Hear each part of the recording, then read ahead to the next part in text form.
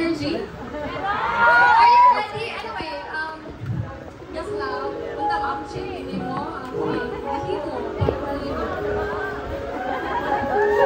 Pagpakan sa neto, ladies and roasting.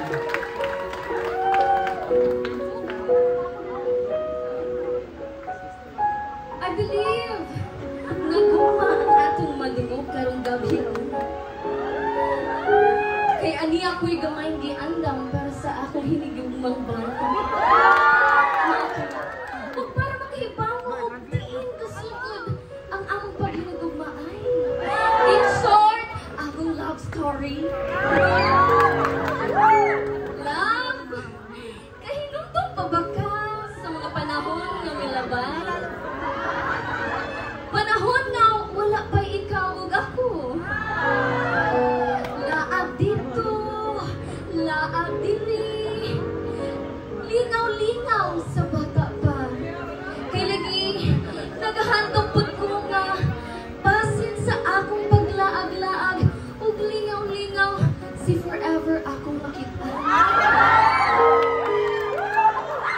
Naabot sa punto nga kikapoy na ko og pangita ug pamasin anang forever nga ilang giingon.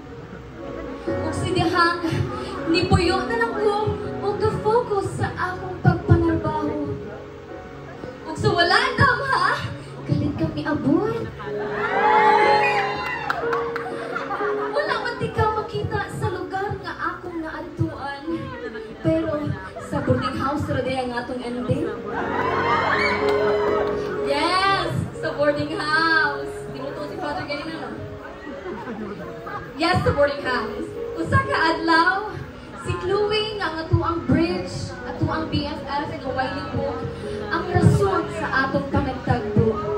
Gipaila-ila ka ni Chloe sa ako nga ikaw ang new housemate ug dito gasugod ang tanan. Magdali-dali og uli gikan sa trabaho para sa boarding house mag-abutay. Ug tabok-tabok hanggang kita magkailhanan. Grabe akong bahak-hak, hinabinag, makalaklak. Uwaw-uwaw sa bago pa, sungog nila atong kalipay. Pasimplat kamay, di ay ito, ikalig na di ay. Okay, naabot ang panahon na wala ta kasabot sa atong ibati. Malipay ta o mag-ubang ta pero dili ta uyab. Away-away maski di uyab. Selos-selos maski di uyab. So, unsa man na? Mauna ba na ilang giingon na naigo na ta ni Cupido? Yes! We were both in love. Dito ta nakaingon na ay, naigo naman di ay ta. Kay kuma naman di ay ning atuan. Sa atong panag-uban, kita daghan na agian. Buwag-buwag tuod sa una pero magbalikay ra di ay. Kay gipili nato nga ikaw ug ako magkauban. Sa kalipay man o kahiugsanay pero gipili nato magsinabtanan. Love, iman ikini.